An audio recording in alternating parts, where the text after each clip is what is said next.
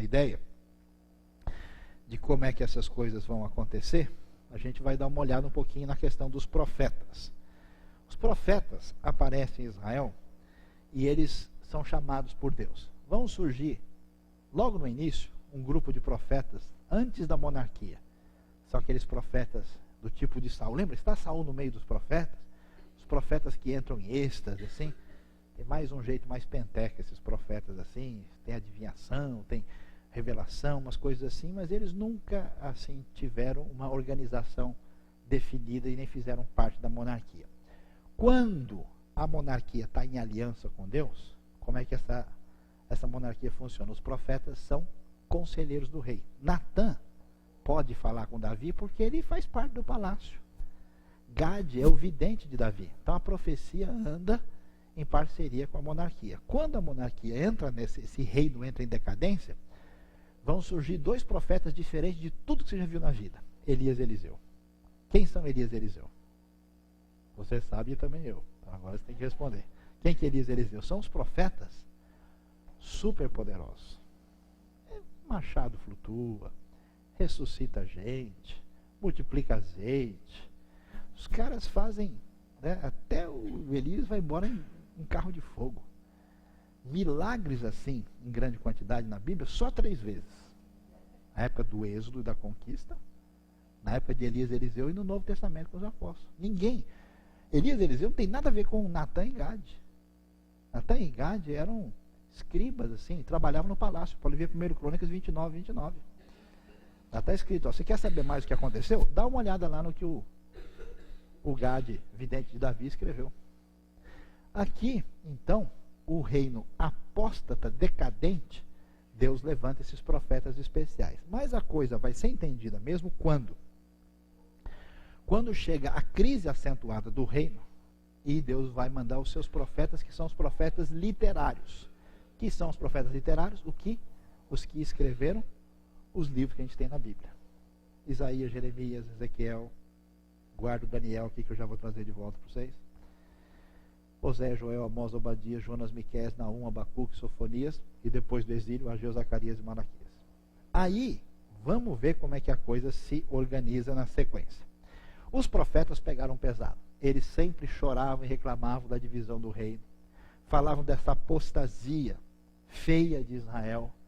O profeta, é muito legal ler os profetas, sabe por quê? Porque quando o sistema se corrompeu, não tinha de onde tirar a esperança. O sacerdote está corrupto, a liderança está corrupta, o rei não vale nada, o sistema se corrompeu. Deus pegava um cara, vai lá. O cara não faz parte. Ele não era do ambiente. Amós, o que você faz? Rapaz, eu mexo com gado. Eu estou cultivando figo silvestre aqui. Pois é, então larga e vai lá falar o que eu estou te mandando. Então Deus chama os profetas, nenhum deles quer ir, todos eles sofrem para chuchu, mas eles vão fazer a obra de Deus. Deus levanta, e a crítica pesada é na idolatria. Enfoque ético, porque vocês estão explorando o pobre, o necessitado, a viúva, vocês vendem o justo por um par de sandália. Quer dizer, eles pegam pesado e vão enfatizar o quê? A justiça social. Por quê? Porque tudo aquilo que implicava um domínio de Deus, um reino de Deus, não só desapareceu, como esse Israel está igualzinho a sociedades perversas que não conhecem a Deus. Então a coisa é complicada, mas aí fica um negócio interessante. Ler os profetas pode causar problemas no coração, tem que ler devagar. Porque o profeta, ele funciona assim, ele muda o slide de uma hora para outra. Você pega Isaías capítulo 1, Isaías chega batendo. Povo de Sodoma e de Gomorra. Essa delicadeza que ele aprendeu no educandário de Paris. Né? Ele chega chutando. Ele é um zagueiro uruguaio. Né? Ele bate forte. Vocês, que o Senhor tal, vou acabar tal. Então você lê assim. Né? Por isso que ninguém prega nos profetas. Então, o povo não volta no domingo. É que ninguém, né? Sabe como é que é o Amós, né, pessoal? Tem até uma música dedicada ao Amós. Não amor, Senhor, não amor, Senhor. Né? A pessoa não quer saber. Aí quando você vira outra página, o profeta, porque as nações virão a Sião e virão aprender a lei, porque o monte do Senhor será. Aí ele enche de esperança. Sabe por quê? que o profeta tem duas alianças na mão. A primeira é a do Sinai. Quando ele viu que o pessoal aprontou, falou: pessoal, vocês vão apanhar. Se vocês chegar em casa, vocês vão ver. Deus está esperando você lá na esquina. A coisa vai ser séria, porque foi isso que eles fizeram, tal, e o juízo de Deus. Mas daqui a pouco ele pega o quê?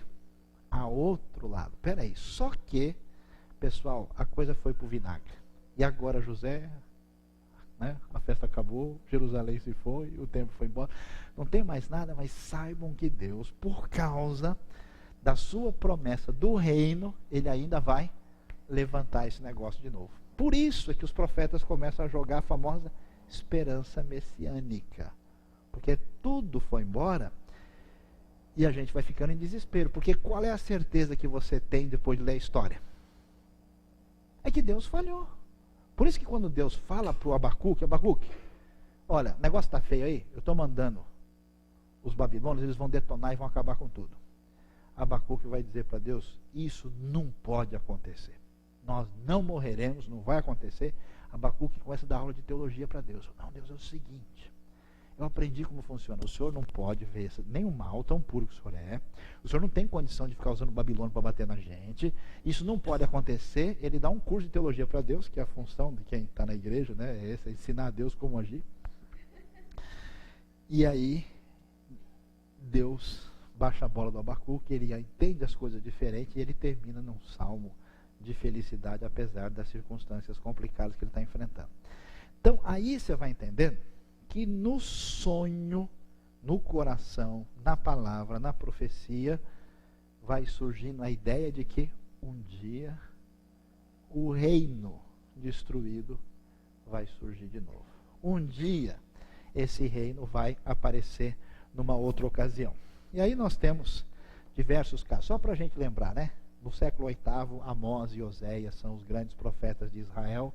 Falam, a coisa complica. Isaías e Miqueias, na época, surgem no Reino do Sul. Depois, no século VII e VI, temos Naum, Abacuque, Sofonias e Jeremias falando para Judá, porque Israel já foi nessa época. Ezequiel vai ser o profeta já no exílio, no século VI. Depois, a profecia do pós-exílio, Ageu, Zacarias e Malaquias. Daniel vai ser o Apocalipse, eu vou falar já sobre isso. E profetas que não têm data exata, Joel, Obadias e Jonas. Aí acontece isso. E só para mostrar para vocês, aqui tem algumas informações sobre Amós, mas eu não quero gastar tempo com isso. Olha o luxo lá, descobriram na arqueologia Casa de Marfim, que os caras descobriram lá em Samaria. Semana retrasada eu vi esse negócio lá no museu. Interessante. Quando você chega em Amós, Amós bate pesado. Quando ele chega no final, quando já não tem esperança de mais nada, porque o juízo, ele vai dizer: olha só que coisa, naquele dia levantarei a tenda caída de Davi. O que é a tenda caída de Davi? Quem que é Davi? É o reino, a tenda caída, quer dizer, tudo aquilo que foi prometido eu vou levantar. Consertarei o que estiver quebrado, restaurarei as suas ruínas, eu a reerguerei para que seja como era no passado, para que meu povo conquiste o remanescente de Edom, todas as nações que me pertencem. Declara o Senhor que realizará essas coisas. Está vendo? Conquistar todas as nações. A ideia de que esse reino levanta, o reino davídico surge novamente. E o que acontece? Quando ele surgir, as nações vão perceber. Pessoal, olha, eu vou botar coisa na cabeça de vocês. É impressionante demais. Você sabe que em Ezequiel tem um texto que fala que uma porta da cidade, que é a porta por onde o príncipe haveria de entrar. Essa porta é a porta que está do lado oriental da cidade, lá do leste de Jerusalém, que se vê quando se está no Monte das Oliveiras. Todas as portas antigas de Jerusalém estão abertas, menos essa. Ela está fechada. E a hora que ela foi fechada a última vez por um sultão muçulmano. Está fechada há 500 anos. Teve um sonho, ficou assustado, mandou fechar lá e não deixou ninguém entrar. É impressionante porque aquela é a porta por onde Jesus entrou. Quando ele entra na cidade no domingo de Ramos.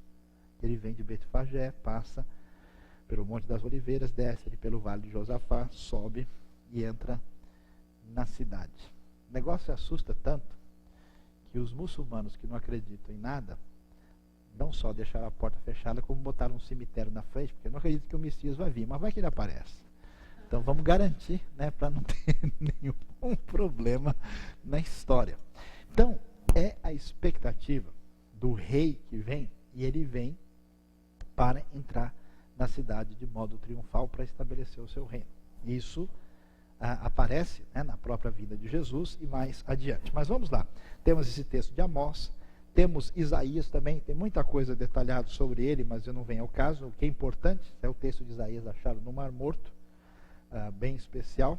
Importante é que Isaías vai ser o principal profeta que vai falar sobre o servo do Senhor, a esperança messiânica, né, os vários textos importantes ligados à questão daquele que vai ser o Messias estão em Isaías, como também vai aparecer em Miqueias. Lembra de Miqueias? Tu, Belém, Efrata, de ti sairá aquele que haverá de governar. O governo vai estar sobre os ombros dele.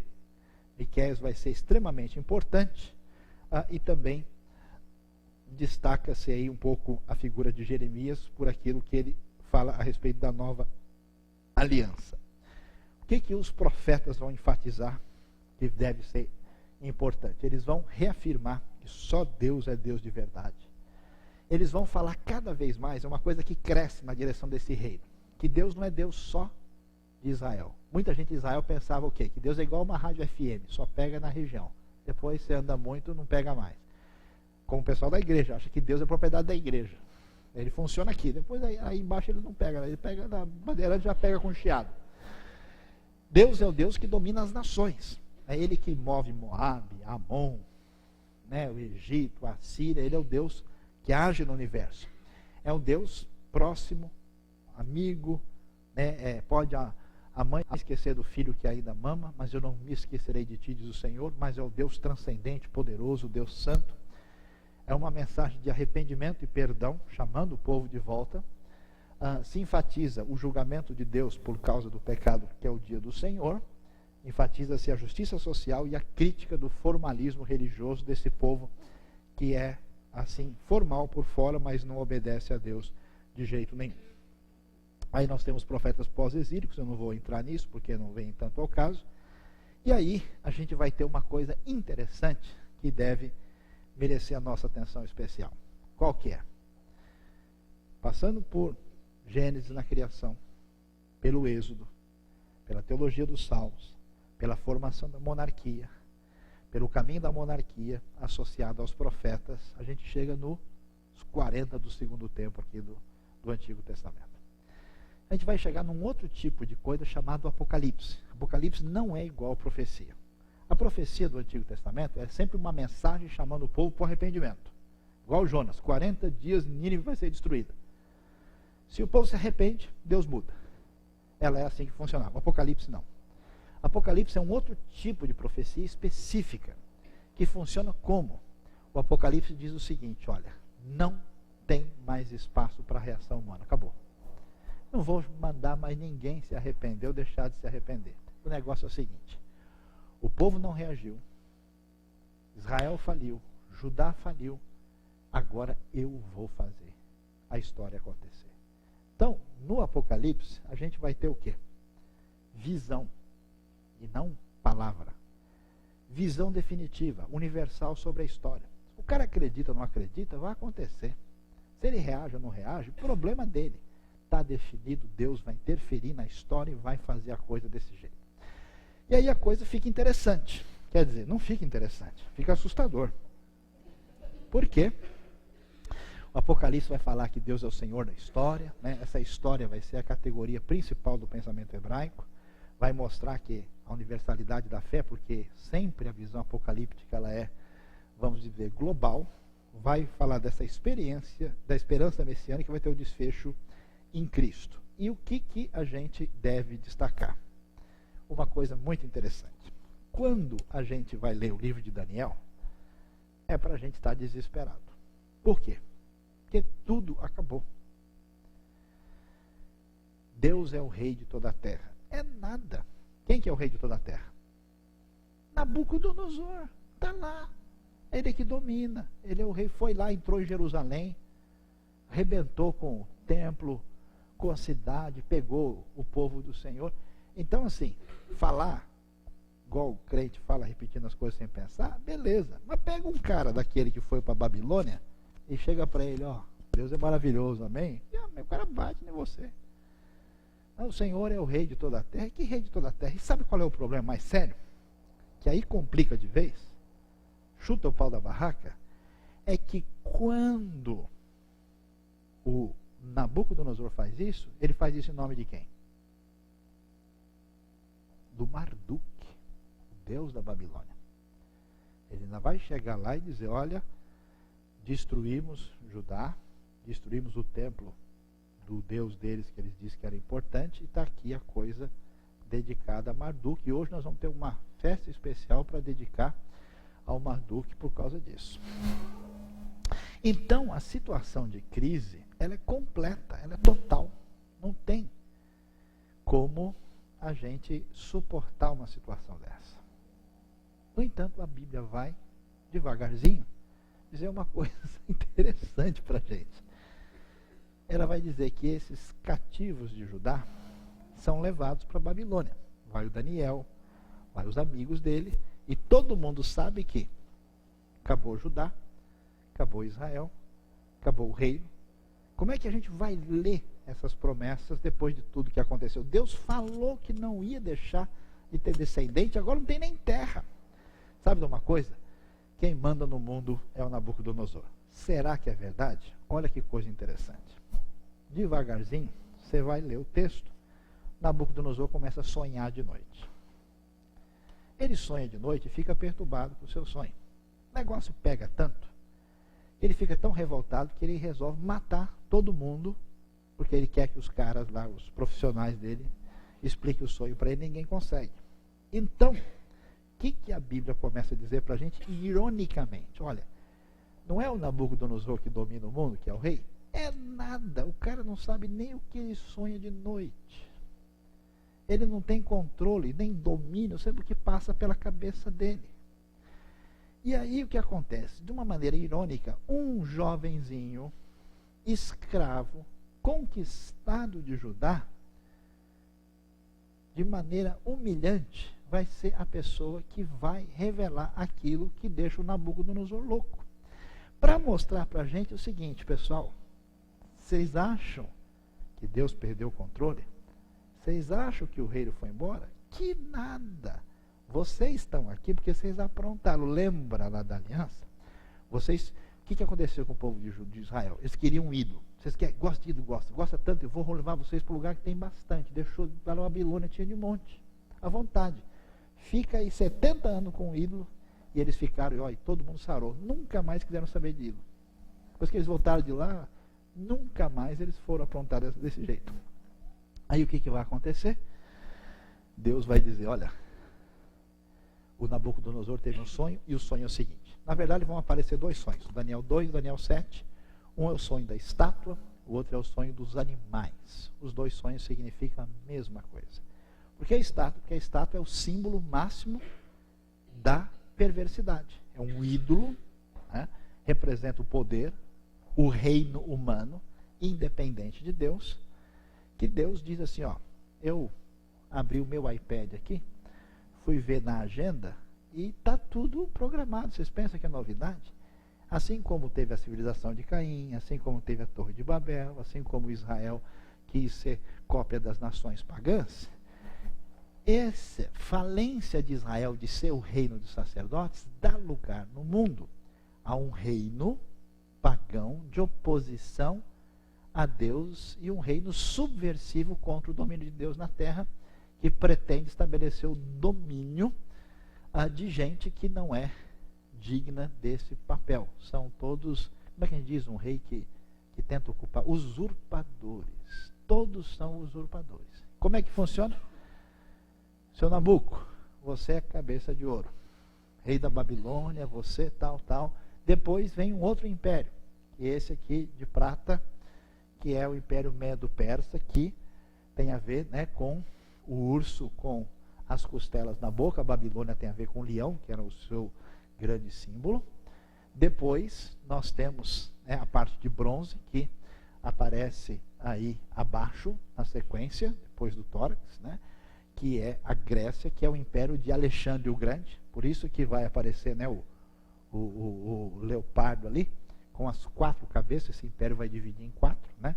E que corre com velocidade. Sabe que Alexandre fez tudo em 13 anos na sua vida, impressionante, que ele conquistou o mundo todo. E depois, o que acontece? Vem um animal feroz que destrói tudo, e as pernas de ferro, que depois terminam com ferro misturado com barro, que é o Império Romano. E o que vai aparecer? Nós temos o reino deste mundo, nessa sequência, e a Bíblia vai dizer o seguinte: que quando essa estátua está de pé, de repente é lançada sobre ela uma pedra sem auxílio de mãos humanas, que derruba a estátua, e finalmente nós temos a destruição. E aí o reino do Senhor é inaugurado, e esse reino será um reino para sempre, eterno, e amém. E fechando assim, nós temos essa expectativa do Apocalipse, que vai desembocar no Novo Testamento. Isso é muito importante para a gente entender esse cenário, porque quando Jesus vem, ele vai fechar com 3 elementos importantes. Jesus é sacerdote, Jesus é o profeta esperado, e Jesus é rei.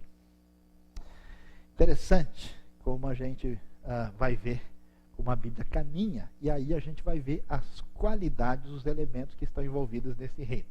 Eu vou pedir um minutinho para vocês, aqui, para vocês abrirem a Bíblia e darem uma lida, durante 2, 3 minutos, no Salmo 72.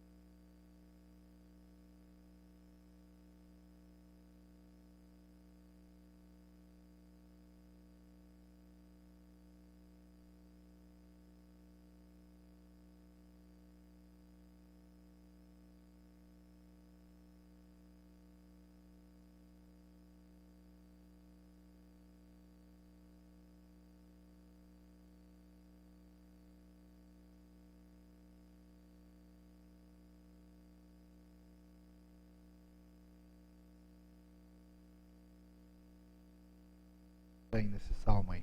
O que tem de estranho no salmo? De quem é esse salmo? De quem é esse salmo? Tá ligado a quem? Salomão. 72. Só tem 2 salmos ligados a Salomão: 72 e 127. Quem é o Salomão? O rei davídico, que pegou o império no auge. Quer ver? Vou tentando lembrar de cabeça, mas vê o verso 10 aí, por exemplo. O que diz?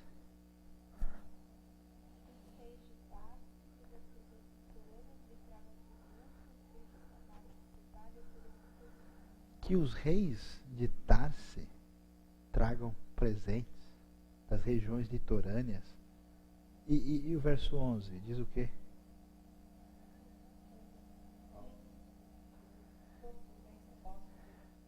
Pois é, vocês não acham estranho que Salomão, que é o rei mais rico, mais sábio, tem um salmo que é uma oração pedindo para o pessoal trazer mais coisa para ele ainda? Não é um salmo egoísta assim para o rei, né? Não é estranho esse salmo? Mas quer ver que coisa interessante? Tem um pouquinho só, deixa eu só, porque o salmo é grande, são 20 versículos, né? Então não dá para falar tudo aqui. Eu só queria ressaltar para vocês uma coisa interessantíssima que envolve o que se espera desse rei davídico e da implantação do seu reino. Porque quando Jesus vem a ser rei, vou levantar já a novidade para vocês. Duas coisas vão acontecer no Novo Testamento. O reino de Deus já chegou, já está aqui. Mas o reino de Deus ainda vai vir. As duas coisas são realidade. Mas o que se espera desse reino? Olha só.